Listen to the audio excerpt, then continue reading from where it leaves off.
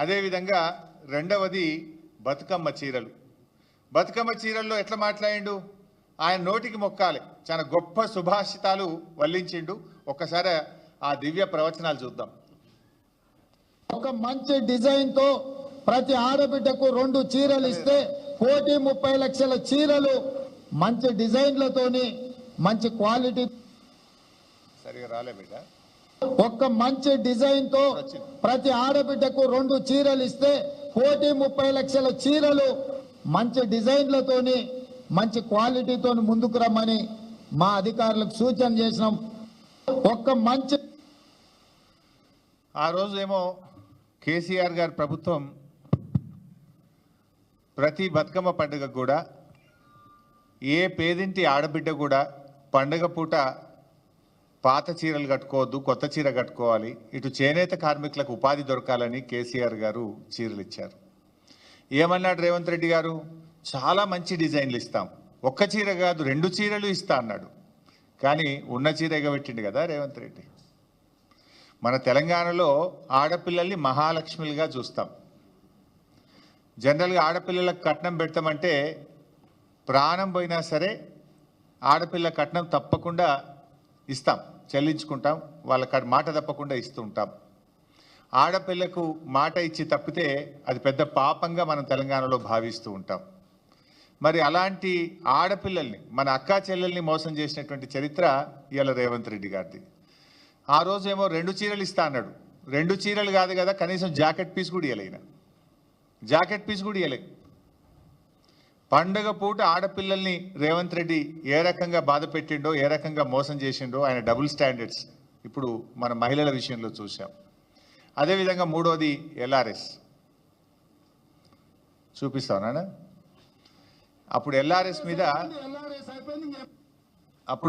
మీద ఏఆర్ఎస్ ఏందో ఒక్కసారి చూద్దాం. ఏఆర్ఎస్ అంటే ఏందనుకుంటున్నారా? ఎల్ఆర్ఎస్ అయిపోయింది, ఇంక ఎంఆర్ఎస్ తెస్తాడంట.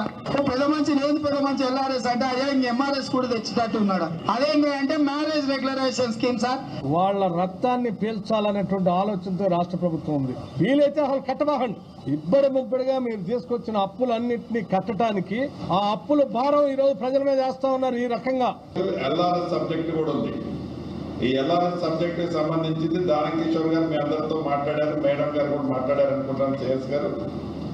దీన్ని కూడా మనం చాలా రషప్ చేసి ఏదైతే షార్ట్ ఫాల్ అప్లికేషన్స్ అన్ని కూడా వాళ్ళు మళ్ళీ అప్లోడ్ చేయడానికి మళ్ళీ మన వాళ్ళు నోటిఫికేషన్ ఏదో ఇచ్చినట్టు, మీకు షెడ్యూల్ ఏదో ఇచ్చినట్లున్నారు, వాటిని కూడా మనం షార్ట్ అవుట్ చేయాల్సిన రెస్పాన్సిబిలిటీ ఉంది. దానికి కావాల్సిన టీములు కూడా కావాలంటే ఐడెంటిఫై చేసుకొని రిక్వెస్ట్ చేసుకుందాం అనుకున్నాం. సో ఎల్ఆర్ఎస్ మీద ఏఆర్ఎస్ ఏందో చూశారు. ఎల్ఆర్ఎస్ అంటే ల్యాండ్ రెగ్యులరైజేషన్ స్కీమ్, మరి ఏఆర్ఎస్ అంటే యనమల రేవంత్ రెడ్డి స్కీమ్. ఆ రోజు బీఆర్ఎస్ పార్టీ అధికారంలో ఉన్నప్పుడు ఎల్ఆర్ఎస్ ఉచితంగా చేయాలని, పేదల రక్తమాంసాలు పీలుస్తున్నారని, పేదలను ఉసురు పోసుకుంటున్నారని రెచ్చిపోయి మాట్లాడిండు రేవంత్ రెడ్డి గారు, బట్టి విక్రమార్క గారు, ఉత్తమ్ కుమార్ రెడ్డి గారు, కోమటిరెడ్డి గారు, సీతక్క గారు. ఇంకా అందరి వీడియోలు ఉన్నాయి, నేను టైం వేస్ట్ చేయదలుచుకోలేదు. కానీ ఇవాళ ఏమంటున్నారు, డబ్బు కట్టాల్సిందేనట. ఇప్పుడు 15,000 కోట్ల రూపాయల డబ్బు కట్టండి అని అధికారులకు ఛార్జ్ మెమోలు ఇస్తున్నారు. ఏమైంది, ప్రజల దగ్గర డబ్బు కట్టిస్తలేరు. ప్రజల్ని బెదిరించండి, అవసరమైతే కడీలు వీకండి, లేఅవుట్లు కూల్చండి, ప్రజల చేత డబ్బు కట్టించండి అని చెప్పి ఇవాళ ప్రజల రక్త మాంసాలు పీల్చి ఇవాళ ఎల్ఆర్ఎస్ డబ్బులు పేద ప్రజల దగ్గర వసూలు చేస్తూ ఉన్నారు. నేను అడుగుతా ఉన్నా, ఆ రోజు ఉచితంగా చేయాలన్న మీరు ఇవాళ పేద ప్రజల రక్త మాంసాలు ఎందుకు పీలుస్తున్నారు? ఎందుకు ఎల్ఆర్ఎస్కు ప్రజలు డబ్బులు కట్టాలి? కట్టద్దు అని బట్టి విక్రమార్క మాట్లాడింది కదా, గదే మాట మేమంటున్నాం. తెలంగాణ ప్రజలారా ఎల్ఆర్ఎస్ కట్టకండి. ఆనాటి బట్టి గారి మాటని నేను ఇవాళ చెప్తా ఉన్నా. నిజంగా మీరు మనుషులైతే, మాట మీద నిలబడే తత్వం ఉంటే, పేదల మీద ప్రేమ ఉంటే ఎల్ఆర్ఎస్ను ఉచితంగా చేయాలని బీఆర్ఎస్ పార్టీ డిమాండ్ చేస్తుంది. 4వది నిరుద్యోగులు. ఇందులో అయితే త్రిబుల్ స్టాండర్డ్గా, డబుల్ స్టాండర్డ్ కాదు, మనోడు త్రిబుల్ స్టాండర్డ్. ఇది కూడా ఒక్కసారి చూద్దాం. త్రిబుల్ స్టాండర్డ్ అది ప్రతిపక్ష నాయకుడిగా ఆయన పెట్టిన ట్వీట్, అపోజిషన్ లో పెట్టినప్పుడు ట్వీట్, ముఖ్యమంత్రి అయిన తర్వాత మాట్లాడింది. ఒకసారి చదువు రానోళ్లను ఇవాళ ప్రభుత్వం పరీక్షలు వేయాలంటారు, గ్రూప్ 1 పరీక్షలు వాయిదాలు వేయాలంటారు. నేను మా పిల్లలు కూడా పరీక్షలు కొందరు వాయిదేరు కొందరు ముందు కోరు కొందరు వెనుక కోరు అంటారు. తప్పకుండా పరీక్షలకు సంబంధించి కూడా మా పొన్నం ప్రభాకర్ గారికి చెప్తున్నా, పిల్లలు రోడ్డు ఎక్కే బదులు మన ప్రభుత్వం వినడానికి సిద్ధంగా ఉంది.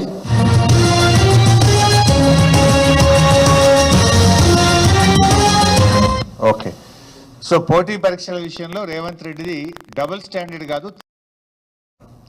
ఆ రోజు ప్రతిపక్షంలో ఉన్నప్పుడు గ్రూప్ 2, గ్రూప్ 1 ఎగ్జామ్స్ కేసీఆర్ గారు పెట్టాలని నిర్ణయం తీసుకుంటే వాయిదా వేయాలి, 2 పరీక్షలు ఒక్కసారి ఎట్లా రాస్తారు అని చెప్పి ఈయన గారు ఆ రోజు మాట్లాడినాడు, ట్వీట్ పెట్టినాడు.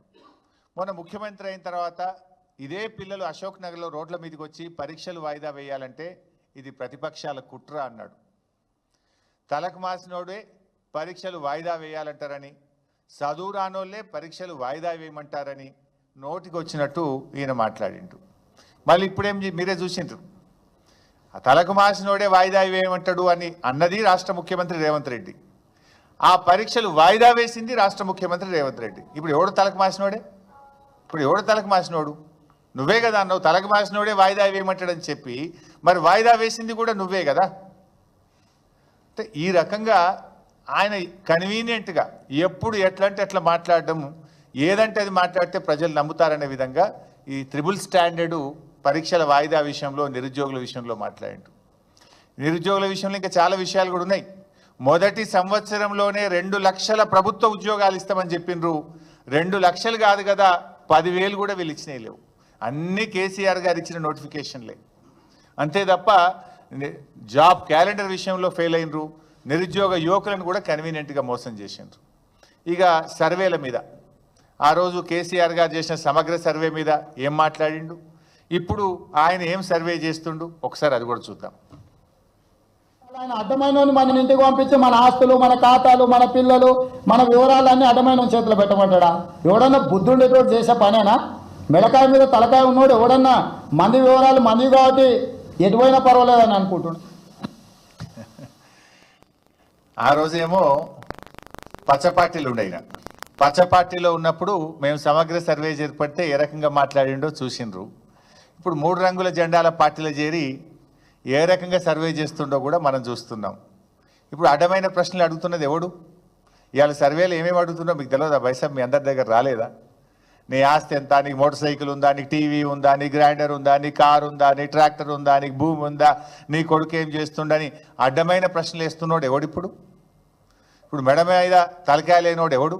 ఆ రోజు ఏమన్నాడు? మెడ మీద తలకాయ లేనోడు ఎవడు? వాడు ఇట్లాంటి ప్రశ్నలు అడుగుతారా అన్నాడు. ఇప్పుడు చెప్పాలి రేవంత్ రెడ్డి గారు, అడ్డమైన ప్రశ్నలు ఇస్తున్నోడు ఎవడు, మెడ మీద తలకాయ లేనోడు ఎవడో ఇవాళ ఆయన చెప్పాలి, ఆయనే సమాధానం చెప్పాలి.